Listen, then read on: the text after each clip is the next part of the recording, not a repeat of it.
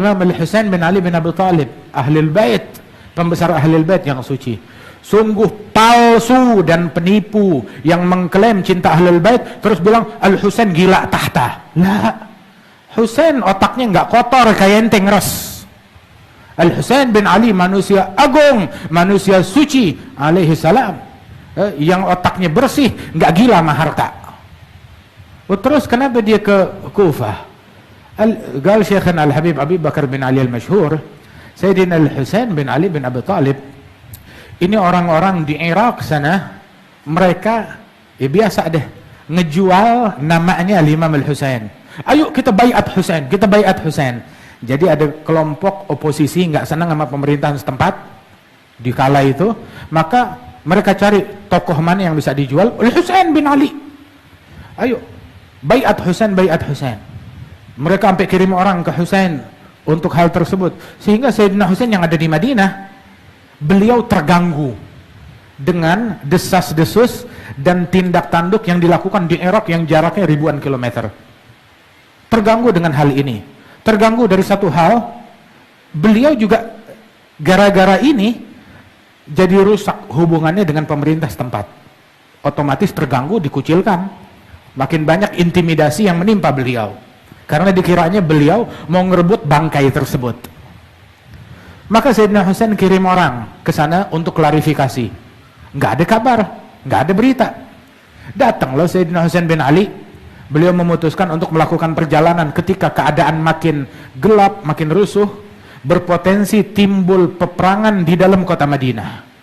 Beliau takut kalau peperangan timbul di dalam kota Madinah, maka Madinah akan tumpah darah, karena masih banyak para sahabat di zaman tersebut yang bakal ngebela, bakal banyak yang mati, bakal banyak yang terbunuh. Beliau nggak mau sampai terjadi tumpah darah di kota Madinah, di kota suci. Begitu. Maka beliau Sayyidina Husain bin Ali memutuskan untuk keluar dari kota Madinah, klarifikasi langsung ke sana. Walaupun dia tahu ini berita kematiannya udah ada di tangannya Ummu Salamah. Ummu Salamah dibawakan, Nabi dibawakan tanah dari Karbala. Bilang ini tanah tersebut dititipkan ke Ummu Salamah. Apa ini ya Rasulullah? Ini dari tanah tempat terbunuhnya Al-Husain. Ya, kalau dia berubah jadi darah, nah itu darah, berarti Husain terbunuh di tempat tersebut. Tahu berita itu, sahabat tahu, Sayyidina Husain lagi tahu banget. Waktu beliau keluar bukan mau berperang, enggak. Kalau mau berperang ngapain bawa anak kecil? Ada orang pergi berperang bawa anak bayi. Ada orang pergi berperang bawa anak orang-orang perempuan. Dia cuma keluarganya, melakukan perjalanan jauh bersama para keluarganya. Memang keluarga besar. Dia bawa semuanya. Begitu, bersama adik-adiknya yang perempuan, bersama anak-anaknya. Orang nggak ada berperang bawa anak kecil, nggak ada orang berperang bawa anak bayi. Di sini kita jelas tujuannya bukan mau berperang, tapi untuk menenangkan di sana, menenangkan keadaan di sana, dan beliau tidak kepengen menjadi khilafah atau apapun juga. Sehingga ketika beliau jalan, Sayyidina Abdullah bin Abbas dan sahabat yang lain datang kepada Al-Husain bin Ali. Kan ente udah dengar, udah tahu, sudah tahu. Kalau engkau nih berjalan menuju kematianmu sendiri. Bilang tahu. Terus Sayyidina Husain bilang bahwasanya aku dengar dari Rasul sallallahu alaihi wasallam, salah seorang dari keluargaku, ya, dia terbunuh di tanah haram. Di tanah haram, ditumpahkan darahnya di tanah haram. Masya Allah. Dan saya takut jangan-jangan saya orang tersebut. Saya nggak mau menjadi penyebab tertumpah darah di tanah haram, baik itu Madinah ataupun Mekah. Dia keluar. Terus Sayyidina Abdullah bin Abbas bilang, astaudi'ukallah min syahid. Aku titipkan engkau kepada Allah, engkau sebagai seorang yang mati syahid. Tahu, udah pamit-pamitan, peluk-pelukan, nangis-nangisan. Tahu, ini mati. Udah tahu. Jalan.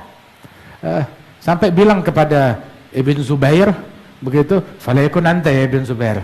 Jangan-jangan ntar jangan kamu jadi orang tersebut yang darahnya ditumpahkan di haram gara-gara obsesi. Dan ternyata yang memang terbunuh di tanah haram Abdullah bin Zubair. Abdullah bin Zubair, keponakannya Siti Aisyah yang terbunuh di tanah haram, yang mana beliau terbunuhnya di Ka'bah, bergelantungan dengan Ka'bah. Radhiyallahu anhum arbahum. Jalan Sayyidina Husain dengan kejadiannya hingga terbunuh di Karbala. Saat itu Sayyidina Husain dikepung, mau diserang. Bilang, "Syekh, saya cuma datang mau klarifikasi. Saya punya tujuan ke sana." Begitu. 3 alternatif. Biarin saya lewat sampai ke tujuan saya. Itu satu. Saya mau ke Irak. Atau pulangin saya. Nggak boleh ke Irak, pulangin saya ke Madinah. Ya saya pulang ke Madinah. Atau kamu mau beraksi, mau melakukan tindakan terhadap saya, gini aja, tangkap saya, bawa saya ke Yazid, ntar saya ngobrol deh, saya ngomong sama Yazid. Toh Muawiyah pun juga, maksudnya temannya dia, temannya Sayyidina Hasan, kenal sama mereka. Begitu terjadi apa namanya antara mereka, hubungan antara Muawiyah dengan Sayyidina Hasan dengan Sayyidina Husain. Bawa saya aja ke Yazid bin Muawiyah, ntar saya ngobrol dia sama dia. Bilang, enggak juga. Habis gimana? Lu mesti mati. Hingga terjadi kejadian pembunuhan terhadap Al-Imam Al-Husain bin Ali bin Abi Thalib radhiyallahu anhum wa ardahum. Fahada Sayyidina Al-Husain bin Ali bin Abi Thalib, waktu beliau terbunuh itu darahnya itu menetes di padang pasir. Terus tertulis di situ, atarju qauman qatalat Husainan syafa'ata jaddihi yaumal hisabi. Apakah sekelompok kaum yang membunuh Husain terus hari kiamat berharap pengen dapat syafaat kakeknya hari kiamat? Lu mimpi. Nah, cucunya lu bunuh terus besok hari kiamat pengen dapat syafaat. Kita orang Islam tidak pernah rela ada muslim terbunuh secara terzalimi, dimanapun, siapapun, kapanpun. Apalagi terhadap Sayyidina Husain, kita tidak pernah rela, nggak pernah merestui pembunuhan yang dilakukan terhadap Al-Imam Al-Husain bin Ali bin Abi Thalib. Kita nggak pernah rela, nggak pernah merestui tentang hal tersebut. Dan setiap orang di zaman manapun yang merestui terjadinya pembunuhan tersebut, maka dia turut menanggung dosanya, walaupun dia hidup 1500 tahun, 1400 tahun setelah zamannya Sayyidina Husain. Walaupun kata. Terus sebagai bentuk pembelaan kita kepada Imam Al-Husain bin Abi Thalib bin Ali bin Abi Thalib, apa? Jerit-jerit, nangis-nangis sebagai bentuk pembelaan kepada Sayyidina Husain. Air mata kita nyampe kemana? Jerit-jeritan kita nyampe kemana? Bentuk pembelaan adalah dengan mengambil sikap seperti sikapnya Sayyidina Husain, mengambil sikap seperti sikapnya Sayyidina Ali Zainal Abidin. Sayyidina Ali Zainal Abidin ngelihat bapaknya terbunuh, apa yang dia lakukan? Dia habiskan hidup untuk memprovokasi massa, serbu, serang, caci maki pemerintahan setempat. Enggak, kagak. Atau pengecut dia. Wallah, bukan pengecut, sama sekali bukan pengecut, sama sekali. Kalau Husain dan keluarganya pengecut, mereka nggak bakal keluar dari Madinah. Mereka bukan pengecut, tetap teguh dengan pendiriannya. Radhiyallahu anhum, sama sekali. Mereka pemberani. Mereka juga bukan orang yang munafik, yang menyembunyikan apa yang mereka punya. Lah, mereka mengeluarkan apa yang mereka punya. Akan tetapi di sini ada 2 sikap. Sikap pembunuh Husain, sikap mereka mencaci, memaki, menzalimi, memprovokasi. Dari dulu sikapnya mereka kayak begitu. Atau sikapnya Husain, teguh dengan pendiriannya, zuhud di dunia, menjaga mulut dari cacian, dari makian, dari takfir dan lain sebagainya. Nah, kita sekarang mau meniru Ali Zainal Abidin, meniru Al-Husain, meniru Muhammad Al-Baqir, atau kita mau meniru Hajjaj, meniru siapa lagi namanya, Yazid, atau meniru mereka para pembunuh Husain? Kita mau meniru siapa? Kalau kita pecintanya Al-Husain, pecintanya Ahlul Bait, ya tiru jalannya Ahlul Bait. Jangan tiru yang bertentangan dengan Ahlul Bait. Wah, kata di dalam cara jalannya Ahlul Bait nggak ada mukul-mukulin diri, jambak-jambakin diri. Lu kenapa sampai begitu? Lu punya andil dalam pembunuhan Husain. Sampai ente nyeselin diri sendiri, ente andil. Kakek lu ikut ngebunuh waktu itu, sampai segitunya. Jangan-jangan begitu. Kata. Jangan-jangan begitu. Dia punya andil. Waliyadzubillah min dzalik la. Lah, akan tetapi lana khairul anami abu Aliul Murtada hasabu ila sibtain nantasibu nasaban ma fihi min dakhani. Ahlu baitil Mustafa tuhuri hum amanul ardi faddakiri syubbihu bil anjami zuhuri misal ma qad jaa fi sunani wa safinun lin najati idza khifta min tufani kulli adza fanju fiha. Mau selamat masuk dalam metodenya mereka, dalam akhlaknya mereka, dalam perangainya mereka, dalam jalannya mereka yang diridhai oleh Allah Subhanahu wa taala. Rabbi fanfa'na bi barakatihim wahdina al-husna bi hurmatihim wa amidna fi tariqatihim wa afat minal fitan. Sayyidina Husain puasa Asyura. Kok ente enggak puasa? Al-Husain lagi musafir. Safarnya perjalanannya bukan naik pesawat. Di padang pasir, bukan di hutan yang rimbun. Di padang pasir, jalan kaki, naik onta, naik kuda, di tengah teriknya panas matahari, puasa, ngaku cinta Sayyidina Husain. Oh, siang hari Asyura, dia makan, anda lagi berkabung, tapi lu gegares, puasa kali seperti Sayyidina Husain, berpuasa seperti Ali Zainal Abidin, puasa Asyura seperti Muhammad al-Baqir. Puasa Asyura seperti Nabi Muhammad sallallahu alaihi wasallam. Tahu gak? Pembunuh Husain sial. Dan orang yang merestui pembunuhannya di zaman manapun sial. Tapi ada yang lebih sial. Siapa? Yang lebih sial pembunuh bapaknya Husain. Yang ngebunuh bapaknya Husain. Bapaknya Husain siapa? Ali bin Abi Thalib.